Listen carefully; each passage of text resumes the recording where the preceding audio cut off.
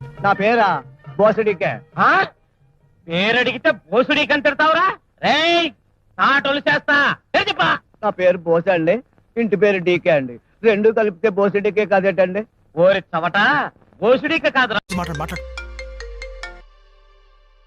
Hello, ఎవరు మాట్లాడుతున్నారు? Bye. Okay bye.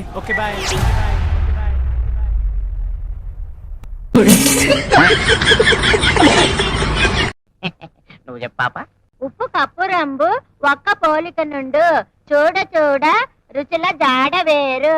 పురుష్ అప్పుడు సిగ్గేస్తుంది బాబు. పురుష్ అబ్బా, పురుష్ అమ్మా, పురుష్ ఇక నేను చెప్పలేను బాబు. ఏమిటి తల్లి పురుష్ పురుష్ అని చెక్కల గురించి చేస్తున్నావు? మీ నాన్నతో చెప్పి అర్జెంటుగా పెళ్లి చేసామని చెప్తాను. పెద్దమ్మాయి భార్గవి. అందం, అమాయకత్వం, తండ్రి మాటకు ఎప్పుడూ ఎదురు చెప్పేదే కాదు. రెండో కూతురు అరుంధదమ్మ, గద్వాల్ సంస్థానానికి పులిబిడ్డ. పిన్ని ఓసారి ఇలా వస్తావా? వస్తున్నా ఉండు. దీంతో గొడవ పిన్ని ఇప్పుడేమంత తొందర వచ్చింది? నాన్న వచ్చే వరకు ఆగకూడదు. ఆగడానికి వీల్లేదు, పెళ్లి జరగాల్సిందే. నాన్న దగ్గర లేకుండానే నా పెళ్లి జరిపిస్తావా పిన్ని? జరిపించి తీరుతాను. పిన్ని అంతకంటే నా గొంతు కోసేయండి పిన్ని. నేనేం పాపం చేశాను? పిన్ని పిన్ని పిన్ని కళ్ళబుల్లి ఏడుపులు కరిగిపోతా అనుకునేవాడు. చచ్చినట్టు నోరు మూసి పడు. పొద్దున్న బుర్కా వేసుకుని మా ఆఫీస్ లో అమ్మాయిని కొట్టింది నువ్వే కదా? సమాధానం చెప్పు. నేనేనేమో. ఎందుకు చేసావు ఈ పని? నేనేం పాతకాలపు అమాయకురాల్ని కాదు, ఈ కాలపు గడిచిపిండాన్ని. లేకపోతే నా మొగుడిని వల్ల వేసుకోవాలని చూస్తే నేను ఊరుకుంటానా?